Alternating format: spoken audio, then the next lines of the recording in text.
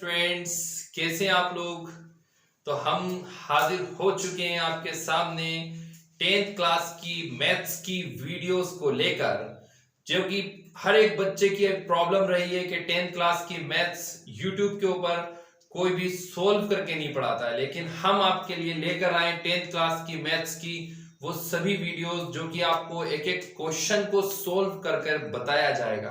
तो अब आपको परेशान होने की जरूरत नहीं है, आप हमारे चैनल को जो है सब्सक्राइब कर दें अगर आपने सब्सक्राइब नहीं किया है तो, और बेल आइकन को जरूर दबाएं। और इस जो है इस वीडियो की लिंक को और इस चैनल की लिंक को आगे भी आप लोग शेयर कर दें, ताकि जो 10th क्लास के स्टूडेंट हैं, जो लोग कहीं पे कोचिंग नहीं जा पा रहे हैं या कहीं पढ़ाई नहीं कर पा रहे हैं या अपने जो है घर पे भी ज्यादा स्टडी पे फोकस नहीं कर पा रहे हैं, तो हम उनके लिए सभी वीडियोस यहाँ पे अवेलेबल कराएंगे। साथ में उनको बहुत सारी मोटिवेशनल जो है बातें भी इनको सिखाई जाएंगी, मोटिवेशनल वीडियोस भी दी जाएंगी, आपको सारी चीजें जो है इसमें मिलेंगी। तो अगर आपने चैनल को सब्सक्राइब नहीं किया, आप चैनल पे नए हैं, तो आप चैनल को जरूर सब्सक्राइब करें और हम आपका टाइम वेस्ट किए बिना पढ़ाना स्टार्ट करते हैं। ठीक है, तो देखें ध्यान से।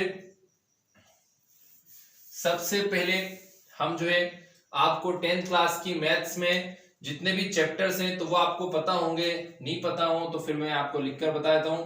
10th क्लास की मैथ्स में टोटल जो चैप्टर्स हैं, टोटल चैप्टर्स वो है 15।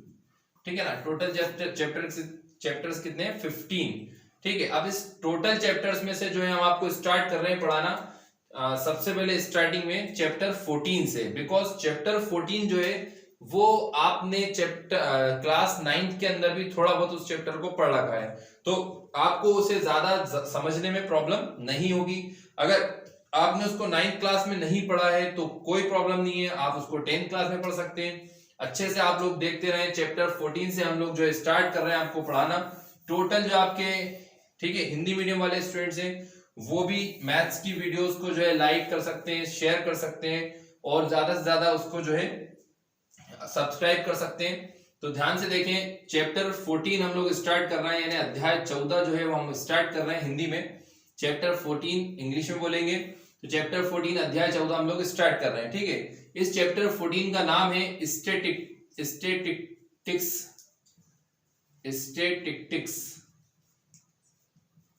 स्टैटिस्टिक्स और हिंदी में इसको हम कहते हैं सांख्यिकी। हिंदी में हम इसे कहते हैं सांख्यिकी।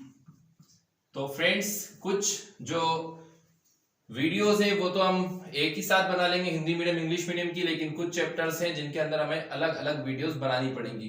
तो आप परेशान नहीं हो, चिंतित नहीं हो, टेंशन ना लें, आपके लिए हर एक प्रॉब्लम का सॉल्यूशन हमारे पास है।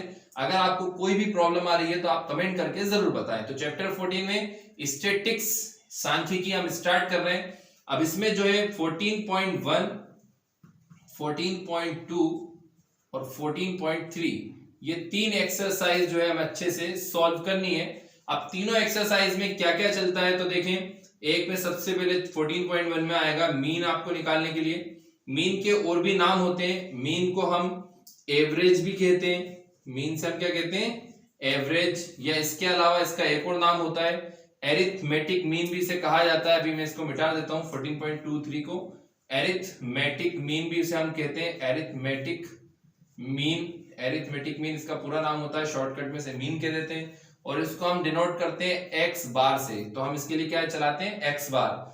अब ऐसे ही चैप्टर 14 जो चैप्टर 14 में 14.2 है तो उसमें आता है 14.2 में इधर लिखकर बताते हैं। 14.2 के अंदर आता है मोड, इसमें मोड हम पढ़ते हैं। और चैप्टर 14 का 14.3 जो है इसमें हम पढ़ते हैं मीडियन। ठीक है, तो ये तीन चीजें हमें पढ़नी है। हिंदी में इन्हें हम कहेंगे माध्य और इसको हम कहते हैं औसत। ये औसत होता है। ठीक है, ये एवरेज यानी औसत, मीन का मतलब होता है माध्य और इसको बोलते हैं समांतर माध्य। एरिथमेटिक मीन मतलब समांतर माध्य। ठीक, और एक्स बार को तो एक्स बार ही कहेंगे, इसको हिंदी में क्या बोल सकते हैं अपन? एवरेज जो है वो औसत हो गया, मीन मतलब हो गया माध्य, एरिथमेटिक मीन मतलब समांतर माध्य। अब ऐसे बहुलक जो होता है, सॉरी मोड जो होता है, इसे हम हिंदी में बहुलक कहते हैं, बहुकलक, बहुलक। और इधर मीडियन, तो मीडियन को हम कहते हैं माध्यिका, है ना, माध्यिका भी बोलते हैं इसको। और इसका एक और नाम होता है माध्यक। इसका एक और नाम क्या होता है, माध्यक। हिंदी में कहीं कहीं इसका नाम माध्यक भी लिखा हुआ आता है, तो कंफ्यूज नहीं होना है, माध्यिका या माध्यक सेम चीज है। मोड मतलब बहुलक हो जाएगा, और इधर हिंदी में इसके नाम भी मैंने लिख दिए हैं। तो हम स्टार्ट करेंगे सबसे पहले 14.1। ठीक है, 14.1 में जो मीन है इसको फाइंड करने के लिए 3 मेथड्स आपकी बुक में दी गई हैं। 14.1 में जो मीन है इसको फाइंड करने के लिए 3 मेथड आपकी बुक में दी गई हैं। सबसे पहली जो मेथड है वो है डायरेक्ट मेथड। डायरेक्ट मेथड बोलते हैं इसको अपन। और ये जो सेकंड नंबर की इसको हम बोलते हैं शॉर्टकट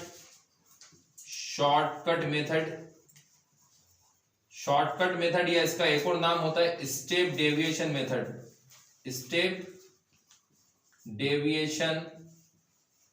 मेथड। ठीक है, और तीसरे नंबर पे जो आती है इसको हम कहते हैं एज्यूम्ड मीन मेथड। तो ये 3 मेथड है। ठीक है, ध्यान से देखें आप लोग। सबसे पहले मीन निकालने की एक कौन सी मेथड होती है, डायरेक्ट, एक होती है शॉर्टकट या स्टेप डेविएशन, और एक होती है एज्यूम मीन मेथड। ठीक है, अब इनके हिंदी में भी नाम मैं आपको बता दूंगा, हिंदी में इनको क्या कहते हैं। तो सबसे पहले आप लोग जो है इनके बारे में हिंदी के नाम भी लिख लें ताकि आपको प्रॉब्लम नहीं हो। थोड़ा सा मैं आपको यहां बता देता हूं मीन निकालने की जो 3 मेथड होती हैं। तो सबसे पहली मेथड जो होती है माध्य निकालने की, हिंदी में बता देता हूं। माध्य निकालने की जो सबसे पहली मेथड होती है वो होती है आपकी प्रत्यक्ष विधि। और दूसरे नंबर पे होती है लघुत्तर या पद विचलन विधि। लघुत्तर या कौन सी विधि, पद विचलन विधि। और तीसरे नंबर पर आती है, पहले पे प्रत्यक्ष, दूसरे पे लघुत्तर या पद विचलन विधि, और तीसरे नंबर पे जो विधि आती है वो होती है अधिकल्पित माध्य विधि। ये 3 विधियां इसके अंदर चलती हैं माध्य निकालने की, प्रत्यक्ष विधि, लघुत्तर या पद विचलन विधि और अधिकल्पित माध्य विधि। अब तीनों के फॉर्मूले में आपको एक एक करके जो है लिखवा दूंगा। जब क्वेश्चन सोल्व करेंगे तब मैं आपको एक एक करके तीनों के फॉर्मूले बताऊंगा। तो चैप्टर 14 हमने स्टार्ट किया 10th क्लास की मैथ्स के अंदर, जिसका नाम है स्टैटिस्टिक्स, सांख्यिकी, जिसके अंतर्गत हम जो है जिसके अंदर हम क्या करते हैं, जो डेटा होता है, जो आंकड़े होते हैं, उनसे रिलेटेड जो है स्टडी करते हैं। तो 14.1 जो है उसके अंदर आपको 3 नाम जो है यहाँ पे 3 मेथड्स आपको पढ़नी है, 3 मेथड पढ़नी है। सबसे पहले मीन निकालने के लिए, मीन मतलब माध्य निकालने के लिए 3 मेथड जो होती है। तो सबसे पहले डायरेक्ट मेथड, उसके बाद शॉर्टकट या स्टेप डेविएशन मेथड, और थर्ड नंबर पे क्या होती है, एज्यूम मीन मेथड। ठीक है, ऐसे ही माध्य निकालने की यहाँ पे हिंदी में 3 विधियों के नाम लिखे हुए हैं, प्रत्यक्ष विधि, लघुत्तर या पद विचलन विधि, और थर्ड नंबर पे होती है अधिकल्पित माध्य विधि। ये 3 विधियां यहाँ पे होती है हिंदी में, और ये इंग्लिश में दोनों में नाम लिखे हुए हैं। तो आप लोग इसका स्क्रीनशॉट ले लें सबसे पहले, फिर उसके बाद हम स्टार्ट करते हैं 14.1। जल्दी से इसका स्क्रीनशॉट ले लें, जल्दी से इसका स्क्रीनशॉट ले लें। आप लोग ले लिया स्क्रीनशॉट? स्क्रीनशॉट ले लिया आप लोगों ने? ठीक है, तो हम इसके आगे कंटिन्यू करते हैं। अब आप इसको एक कॉपी बनाकर, हिंदी मीडियम से अगर आप हैं तो हिंदी में लिख लें, इंग्लिश मीडियम से आप हैं तो इंग्लिश में लिख लें। दोनों मीडियम का लिखने की कोशिश ना करें, उसमें टाइम आपका ज्यादा वेस्ट हो जाएगा। इसलिए आप लोग एक ही मीडियम का लिखें जिस मीडियम में आप हैं। आपने एग्जाम फॉर्म भर दिया होगा, अभी इस साल के जो एग्जाम फॉर्म फिल हुए, तो उस एग्जाम फॉर्म के अंदर अपन को मीडियम लिखना पड़ता है जिस मीडियम के अपन है।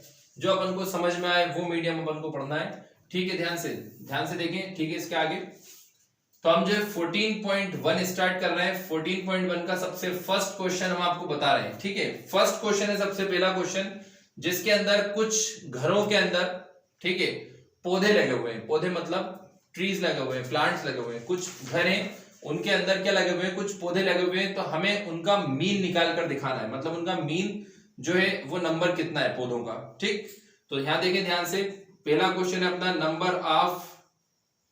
Number of plant.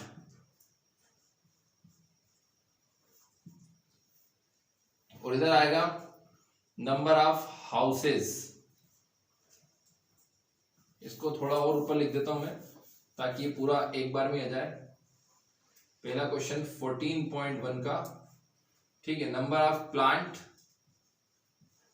Number of plant Hindi में से हम कहेंगे पौधों की संख्या, पौधों की संख्या। इधर साइड रहती है घरों की संख्या, number of houses, number of houses, घरों की संख्या। मतलब दोनों संख्या आएंगी, पौधों की संख्या भी आएगी, घरों की संख्या भी आएगी, ठीक है। अब पौधों की संख्या होती है 0 से 2, 0 से 2, 2 से 4, 4 से 6, ठीक है, 6 से 8, 8 से 10, 10 से 12 और 12 से 14। और इधर घरों की संख्या दे रखी है 1, 2, 1, 5, 6, 2, 3। ये घरों की संख्या है, ठीक है। पौधों की संख्या और घरों की संख्या। तो पौधों की संख्या, नंबर ऑफ प्लांट है 0 से 2, 2 से 4, 4 से 6, 6 से 8, 8 से 10, 10 से 12, 12 से 14। और घरों की संख्या है 1, 2, 1, 5, 6, 2, 3। ये घरों की संख्या है। तो आप लोग ध्यान से देखें, पौधों की जो संख्या है तो उसको हम लिख सकते हैं 0 to 2। मतलब इसका मतलब क्या हुआ कि एक घर है जिसमें 0 से 2 पौधे लगे हुए हैं। अब 0 से 2 पौधे क्या होंगे, ये तो अपन को कंफर्म नहीं है। अब 0 से 2 का मतलब क्या होगा, क्या 1.5 पौधा लगा हुआ है, एक बड़ा पौधा लगा हुआ है और एक आधा पौधा लगा हुआ है, तो ऐसा पॉसिबल नहीं होता। तो इसलिए इसको अपने को सोल्व करके थोड़ा वैल्यू निकालनी पड़ेगी, इसकी जो एक्चुअल वैल्यू होती है वो वाली।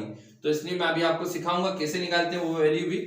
एक घर ऐसा है जिसमें 0 से लेके 2 पौधे लगे हुए हैं, 2 घर ऐसे, 2 हाउस ऐसे हैं जिसमें 2 से लेके 4 तक प्लांट लगे हुए हैं, पौधे लगे हुए हैं। एक घर ऐसा है जिसमें 4 से लेके 6 तक जो है पौधे लगे हुए हैं। और उसके बाद 5 हाउसेज ऐसे हैं जिसमें 6 से लेके 8 तक पौधे लगे हुए हैं। 6 हाउसेज ऐसे हैं जिसमें 8 से लेके 10 तक पौधे लगे हुए हैं। 2 हाउसेज ऐसे हैं जिसमें 10 से लेके 12 तक पौधे लगे हुए हैं। 3 हाउसेज, 3 मकान, 3 घर ऐसे हैं जिनमें 12 से लेके 14 तक पौधे लगे हुए हैं। मतलब इधर अलग अलग जो है पौधों की संख्या दी गई है, इधर अलग अलग नंबर ऑफ हाउसेस, घरों की संख्या दी गई है। तो हम जो है सबसे पहले इस नंबर ऑफ प्लांट वाली जो लाइन है पौधों की संख्या वाली, इसे हम स्मार्ट बनाएंगे। स्मार्ट बनाने का मतलब है कि इसको जो बीच वाली इसकी वैल्यू वो हमें निकालनी है, ठीक है।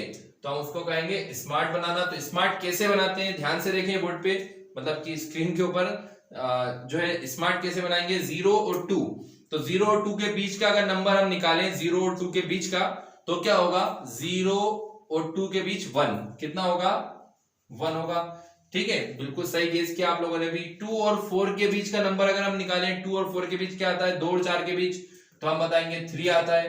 आ रही बात समझ में, 2 और 4 के बीच कितना आता है, 3 आता है। उसके बाद 4 और 6, अगर इन दोनों के बीच का हम नंबर निकालें तो 4 और 6 के बीच का नंबर कितना आता है, 5 आता है।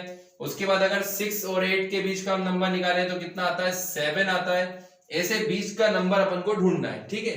तो बहुत सिंपल है। तो 8 और 10 के बीच में कितना आता है, 9 आता है, ठीक। 10 और 12 के बीच में कितना आता है, तो यहाँ पे हम लिखेंगे 11 आता है। 12 और 14 के बीच में कितना आता है, तो हम लिखेंगे यहाँ पे 13 आता है। आ रही है समझ में। तो यहाँ पे बीच वाला नंबर जो निकालेंगे उसे हम कहेंगे x, क्या बोलेंगे इसको, x।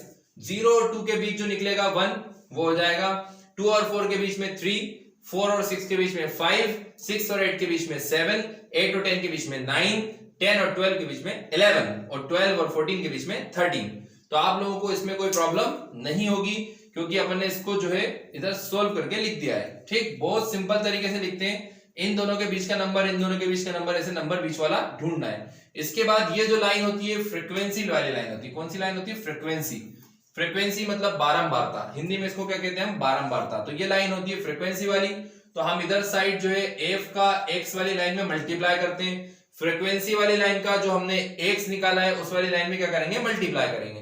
ये f वाली लाइन, कौन सी f वाली लाइन, 1 2 1 5 6 2 3, 1 2 1 5 6 2 3। तो इस वाली लाइन का इस वाली लाइन में क्या कर देंगे, मल्टीप्लाई। 1 3 5 7 9 11 13 में। तो देखें ध्यान से, 1 का मल्टीप्लाई 1 में, ये 1 का मल्टीप्लाई 1 में, तो 1 बन जा कितना होगा, 1। तो यहाँ पे 1 लिख लेंगे, थोड़ा सा स्मार्ट लिखेंगे, अच्छा लगना चाहिए। 1 बन जा 1। 2 का मल्टीप्लाई 3 में करेंगे तो 2 3 जा 6। 1 का मल्टीप्लाई 5 में करेंगे तो 5 बन जा 5। 5 का मल्टीप्लाई 7 में करेंगे तो 5 7 जा 35। 6 का मल्टीप्लाई 9 में करेंगे तो 6 9 जा 54।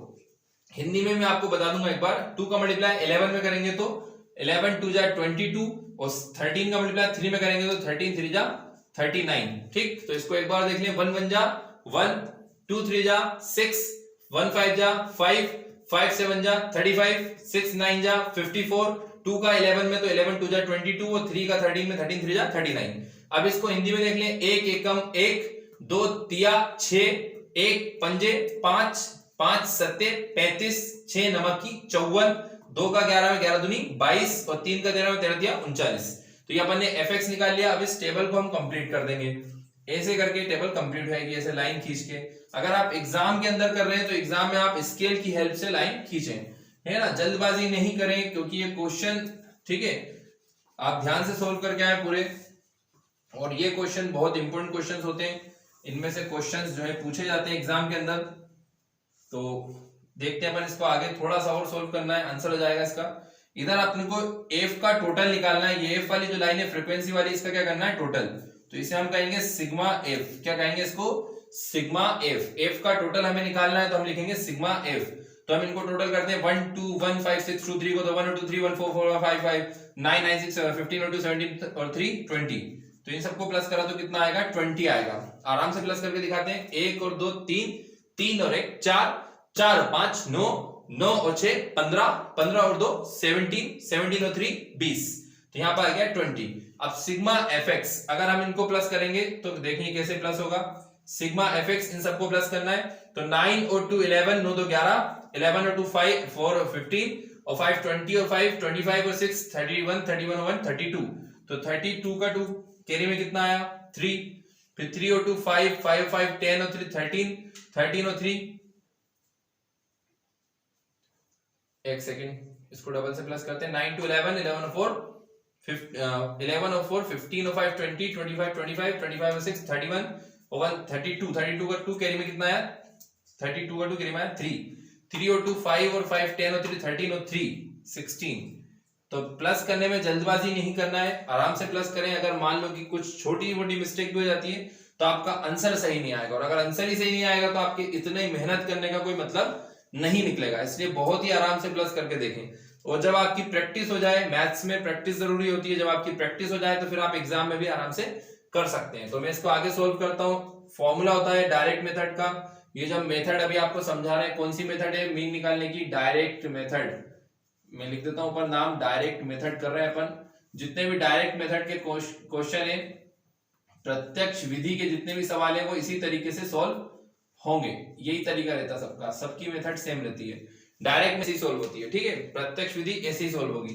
तो x bar equal sigma fx upon sigma f, ये फॉर्मूला है डायरेक्ट मेथड का। x बार इक्वल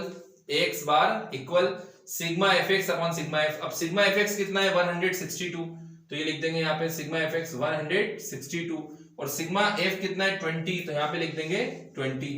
अब 20 से 162 में डिवाइड करेंगे तो आंसर आएगा 8.1। तो मीन कितना आया अपना, 8.1, ये आया मीन। x बार इक्वल 8.1, ठीक है, समझ आया अभी आपको। एक बार और देख लें। पहले सबसे पहले इसको स्मार्ट बनाया x को, उसके बाद f और x का मल्टीप्लाई कर दिया, इन सब का टोटल और इन सब का टोटल।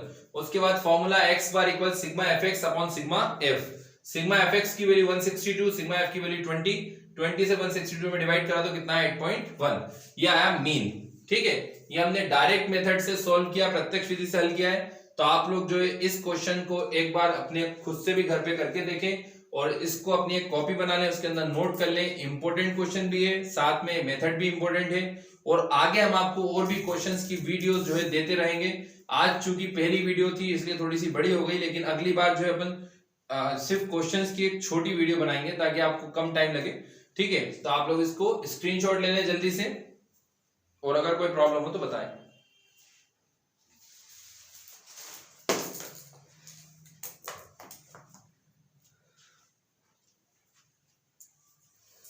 ले लिए भैया स्क्रीनशॉट, स्क्रीनशॉट ले लिया आपने, इसका स्क्रीनशॉट ले लिया, ठीक है।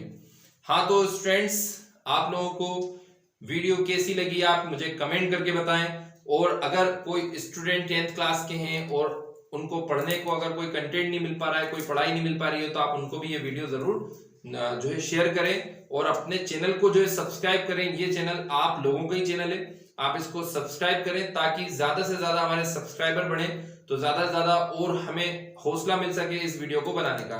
ठीक है, तो हम मिलते हैं फिर आपसे अगली वीडियो के साथ। ठीक है, तब तक के लिए अलविदा, बाय बाय, टाटा।